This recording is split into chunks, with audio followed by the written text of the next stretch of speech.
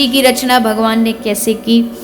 भगवान ने समग्र विश्व को अपनी शक्ति के द्वारा प्रकट किया है।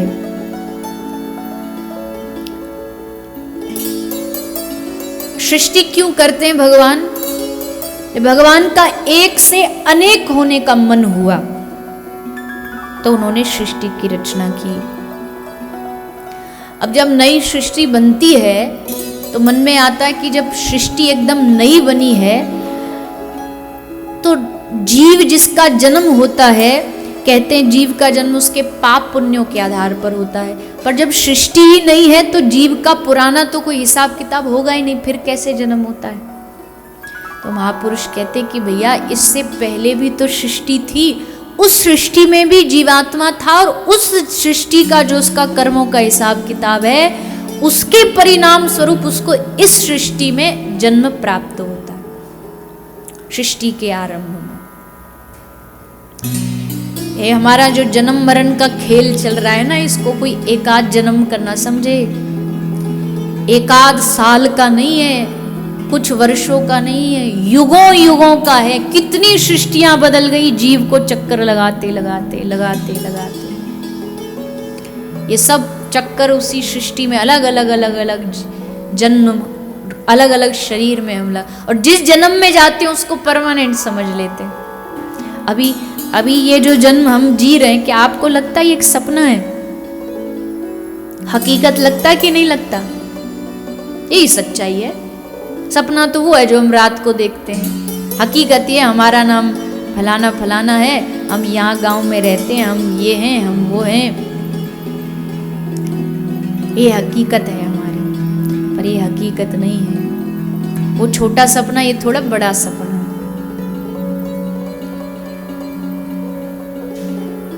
तो पहली सृष्टि का जब प्रलय होता है उस समय जिस जीव के जो कर्म होते हैं उसके अनुसार उसको अगली सृष्टि में जन्म मिलता है। अच्छा, फिर अगला प्रश्न, भगवान सृष्टि कैसे करते हैं? सृष्टि करने के लिए तो भगवान को बहुत सारी चीजों जुटानी पड़ती होंगी। बोले नहीं नहीं, भगवान को कुछ नहीं, बस संकल्प से ही सृष्टि हो जाती है भगवान की। भगवान बस संकल्प करते हैं हमें ये करना है और बस संकल्प से ही सृष्टि हो जाती है भगवान की। कोई उनको मटेरियल, रॉ मटेरियल ये जुटाओ वो जो, इसकी आवश्यकता नहीं, संकल्प किया और बस सृष्टि हो गई। तो सबसे पहले सृष्टि के आरंभ में ब्रह्मा जी को उत्पन्न किया। ब्रह्मा जी ने फिर सृष्टि को आगे बढ़ाया। भगवान ने सतोगुण, रजोगुण, तमोगुण 3 गुणों से सृष्टि को आगे बढ़ाया। सृष्टि में मनु शत्रुपा प्रकट हुए।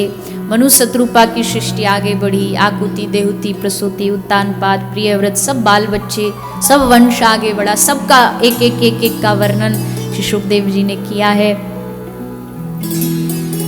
ध्रुव महाराज का चरित्र सुनाया।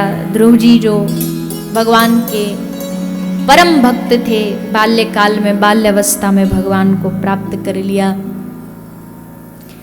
फिर प्रियव्रत महाराज का चरित्र आता है जिसमें श्री जड़ भरत जी के चरित्र को सुनाया जाता है। श्री भरत जी महाराज इस देश के राजा हुए, लेकिन मन एक हिरन में अटक गया। देखो, चाहे भागवत कथा हो या रामचरितमानस हो, इन दोनों में बड़ी समानता है। भरत जी का मन हिरन में अटका और रामचरितमानस में किसका मन हिरन में अटका? बोलिए, सीता मैया का। सीता जी का मन हिरन में अटका और उसका परिणाम उनको क्या हुआ? हिरन से हरण। रावण ने माता जानकी का, मैया सीता का हरण कर लिया।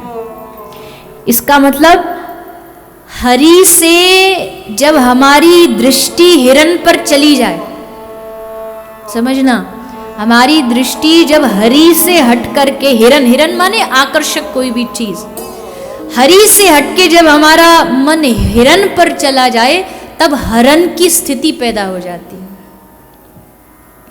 तब हरण की स्थिति पैदा होती, तब आसक्ति पैदा होती। और आसक्ति कैसे भी आ सकती है, किसी भी प्रकार से, किसी भी वस्तु के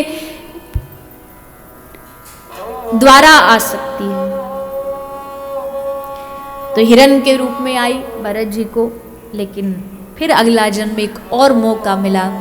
मौके तो हमको मिलते ही रहते हैं, भगवान इतने मौके देते हैं। वैसे तो कहते मौका बार बार नहीं मिलता, पर ठाकुर जी तो इतने मौके देते हैं हमें, इतने जन्म देते हैं कि इस जन्म में पाले, शायद अब पाले, शायद अब पाले, लेकिन उसके बाद भी हम मौके बार बार चूकते रहते, गवाते रहते।